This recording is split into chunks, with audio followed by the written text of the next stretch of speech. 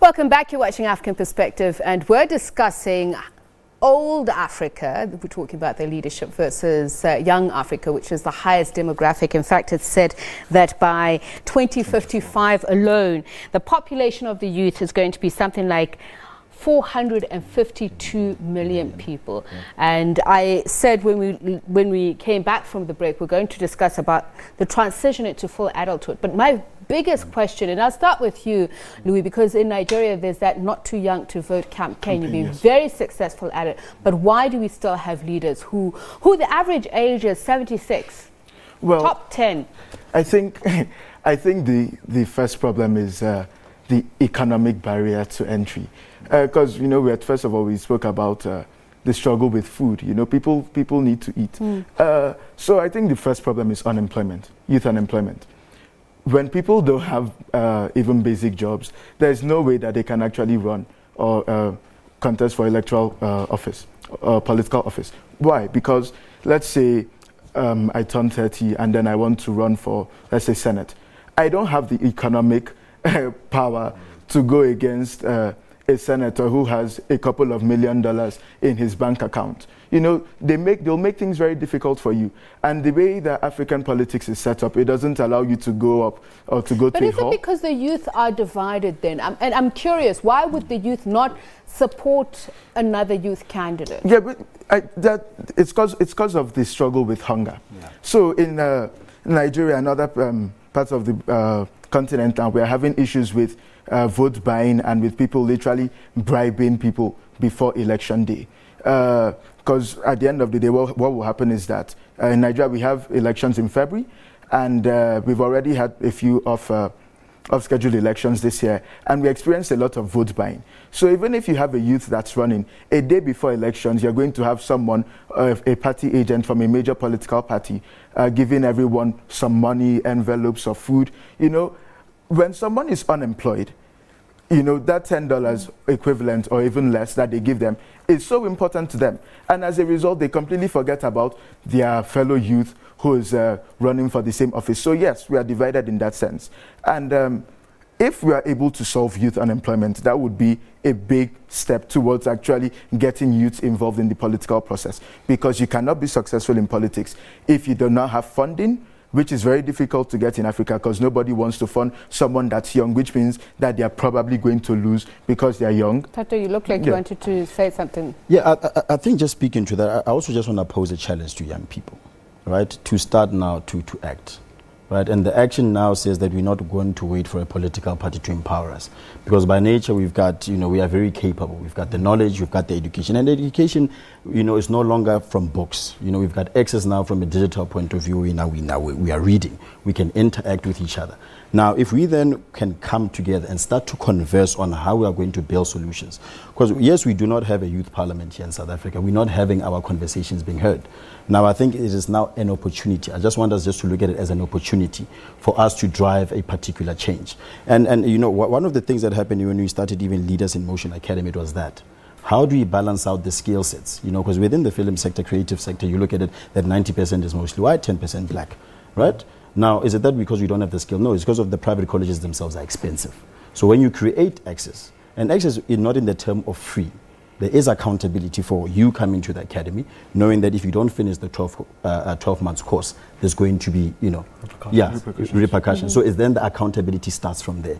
And that's what I'm saying. I'm quite excited about this conversation because it's really now saying that there is an opportunity. Yes, they may buy the votes, but we have the voice. We still have the voice. And I'm curious, for somebody like you, Ubakeng, who goes to, who's a fellow at a political academy, the name in itself is very interesting and it begs the question, if you're not aligned to a political party, does that mean that there is no leeway for you to enter that higher echelons of power and also influence policy?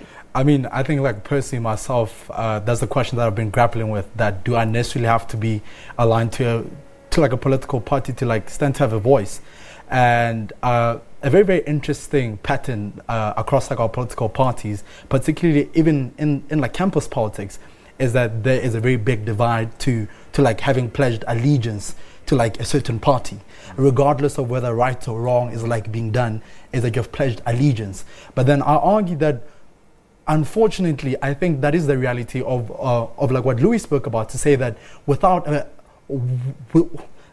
strong political party, what are your chances of like actually getting a seat in parliament? I want to bring Sisanda in on this one, because obviously you mentioned it earlier on, Sisanda, when you spoke about your becoming SRC president, that you had to obviously take over from another political party. Do you think it would have been possible without you being aligned to a political entity? I think it's quite hard to be apolitical when your very existence has been politicized for you from the beginning. So I think that's why most young people, especially at campus level, tend to align themselves with a certain political affiliation or society or organization, you know, so they can find themselves in the midst of other people who have the same agenda as they do. It makes sense to fight a battle when you're in unity with their fellow comrades. I think that's why we tend to find political affiliation and allegiance on campus, and we tend to prioritize that quite a bit. I think on campus level, we do have individuals that contest the space and contest for SRC elections individually, and it's very rare that they come out triumphant. It really is.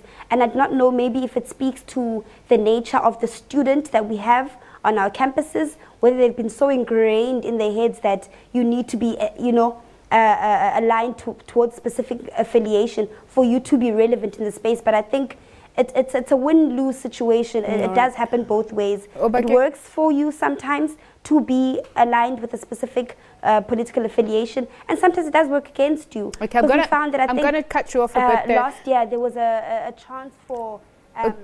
Okay, Sisanda, I just want to jump in from Obakeng. We've got 2 minutes left. Yes. They had 2 chances to do it, but they failed to. So I think for me, for being part of or coming from a progressive party which does not see your gender in terms of electing you to lead students, I think that is something that is inspiring and that everyone else in the space should look up to. And I think your priorities will be best catered for in the space that you align yourself in. All right. Thank you very much, Sisanda Mwalegwa, who is in our Cape Town studios. She's the incoming SRC president at Wits University. Obakeng, you wanted to say something very quickly and clearly. Yes. So I really wanted to question this culture of aligning, right? Is that what is the basis of that alignment, and which like constituency do you like wish to serve in that alignment, and what happens when that constituency is not being served? And like, I think that consistent pattern here for me, which is why I have really failed to like align myself to like a party, is if you're saying, by virtue of me saying I'm a member of so and so, therefore I should follow every single thing with no question. For me, but that's not even real partisan politics, because if you are actually a member of the party, and if they've given you some power, which we know the youths don't really have, you should be able to say, this is what's going on in the party. I don't really align with this. You know, I think that's what the problem is. And I'm glad you asked that question, because that was my question to begin with. Because I know that the youth are engaged in a lot of these summits. You are brought before AU, high-level panels, UN discussions at the General Assembly. But why is your contribution not making a change? Why is it not driving that change? I think it's also fear. Yeah, it's also fair, definitely. Because, you know, you imagine like there's a party event and then, or conference, then maybe at that time I'm, let's say, 21, and then I'm there with these 70-year-old men. Already, they are very, you know, they don't want to give you the space to shine. Because some people have been in the party for like 10, 20, 30 years, and they've been looking for this particular position. So the interaction is cosmetic. Yes. Yeah, it's very cosmetic. It is. You know? But on the like idea that they are going to give you the platform, they will not. You are going to wait there up until Jesus comes. But some of them have also been there for like 200 years. That's what they'll argue. I think the conversation should be then, if we're not getting the platform, if our voices are not being heard, how do we mobilize? How do we get to the point where we give government no other option but to listen? And Oprah says this: when they go low, we go to the polls. That's it. I mean, you've said it. You said it. There it is. And I think it's also a challenge to fellow African youth around the continent to now look at it as an opportunity now to say, how do we lobby, how do we come together? We will hold you accountable. You know, don't be sitting there, you know, in your aircon position and forgetting. Because I think also a lot of them, they also see that this is the young me. They know the potential that the young people hold. And obviously that's where the fear itself comes from. It's interesting because I was going to ask you as a final question, Tato, what would you have said to your younger self? Your transition into full adulthood, into full adult citizen, what would you have said to your younger self? I think what I would have said to myself is that be more fearless. You know, if you believe in something, staying strong, it doesn't matter what alliances you have. You know, and for now, and I think that this is where a lot of us now, you know, take a moment after the show, look into the mirror and say, what am I contributing? What is my purpose? Because we all need to find what is our common purpose. And just in closing, because because this is very, very important. There's a policy that is sitting in Parliament currently, it's the Copyright Amendment Bill, that is going to change the economic situations for any creative. And in creative, whether you're a writer, you design cell phones, or all of the above, is something that I lobby that young people must be behind it. You know, because of now, it is time for us now to start to change the balance of life, especially in Africa. And unfortunately, we've come to the end of the discussion. Thank you so much, gentlemen. That there was Louis Okon from the African Leadership Academy alumni, who's in the middle, Tato Mulamu, who's right next to me, who's the founder of Lima Leaders in Motion Academy, and Obakeng Lesiani, who's fellow at Apolitical Academy. Thanks to all of you, including Susanda, who was in our Cape Town studios. And just to take